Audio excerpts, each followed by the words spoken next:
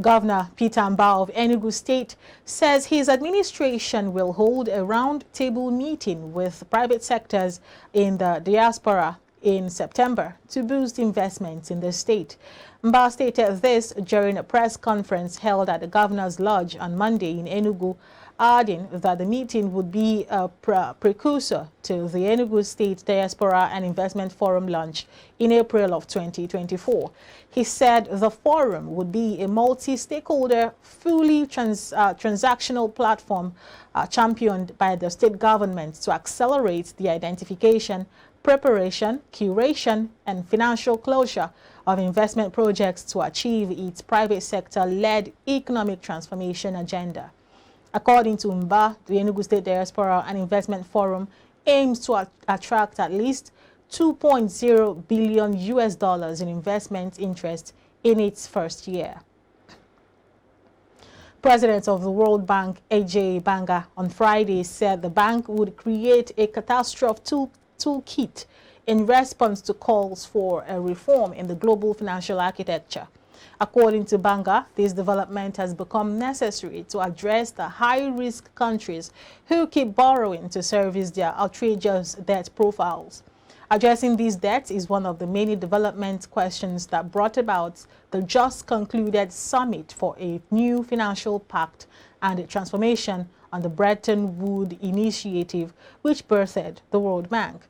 Banga said the multilateral bank will help governments build advanced emergency systems to respond immediately when an emergency hits.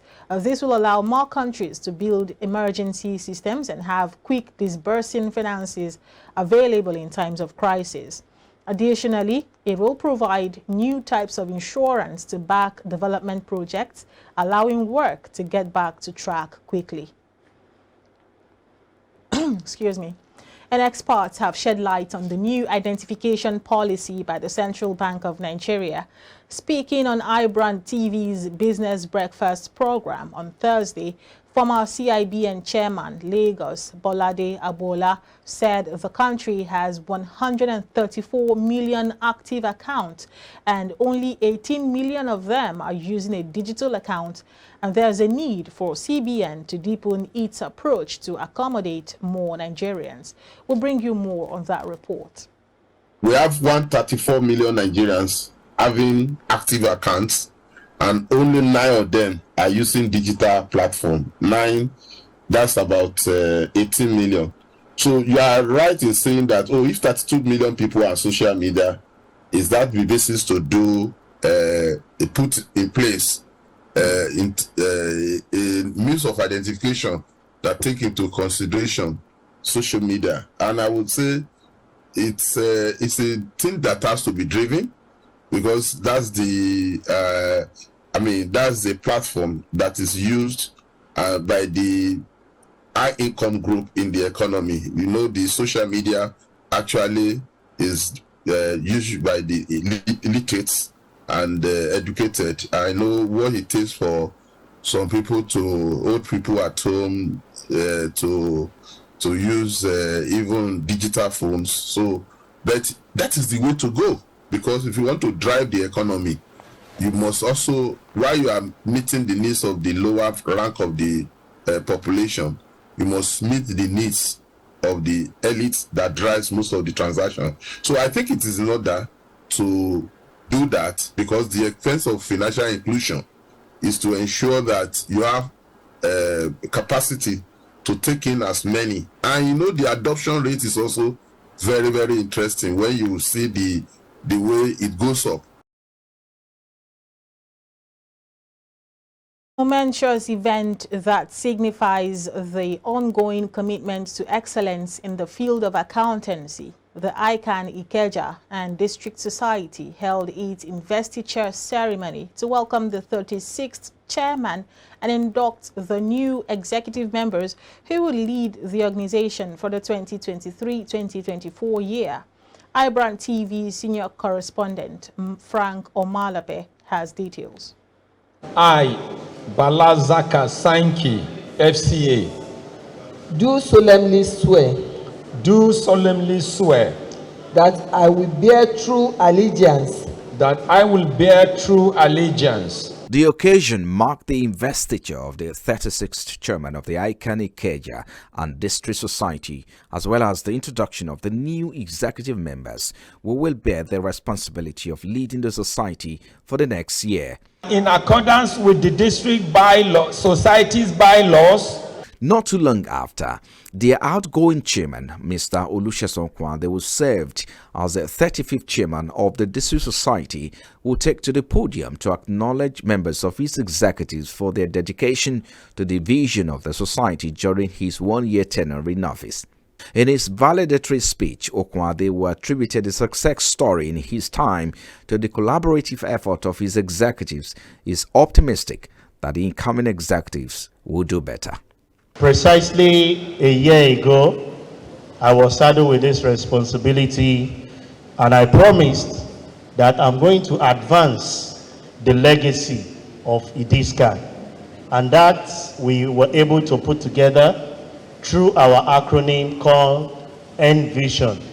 And I made bold to tell you that I put in my best to raise the bar, bringing laurels to the Institute. I can assure you that the incoming administration will definitely surpass that which we have done in terms of program, in terms of finances, in terms of everything you can say. Mr. Balazaka, who has served in different capacity within the society, takes over as the 36th chairman of the Iconic Ikeja and District Society, shortly after taking the oath of allegiance. Zaka said his newly inaugurated administration will carry on the legacy of the past administration, particularly in promoting accountability and transparency in their service. I have given my commitment to the deputy majority leader that came here today. I have given my commitment to the governor of Lagos State. I have given my commitment to the president of the Federal Republic of Nigeria, who technically are under the jurisdiction of the Ikeja and District Society of ICANN. And I will make sure I lead Ikeja and District Society of ICANN through the prism of integrity, independence, accountability, and make sure there is inclusiveness and total success during my regime. Acknowledging ICANN's commitment to integrity and honor, the chairman of the Nigerian Bar Association, Yakubu Mekao, SEN, emphasized the importance of collaboration between the two professional bodies for the betterment of the nation. Another speaker at the event, Adedamola Richard Kasumo, the deputy majority leader in the Lagos House Assembly, who is also a member of the Institute, encouraged a closer partnership between the state legislature and the ICANN body. To a large extent, ICANN it's a body that must not only be acknowledged, but must be dealt with as a critical stakeholder in the development and the building of our nation, Nigeria.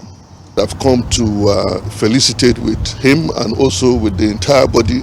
As your new executive settle down for the business of the day, therefore, let us look at the areas of collaboration between your organization and the professional bodies that we can collaborate with, and the legislator, the legislative arm of government. I strongly believe that people will benefit immensely from this collaboration.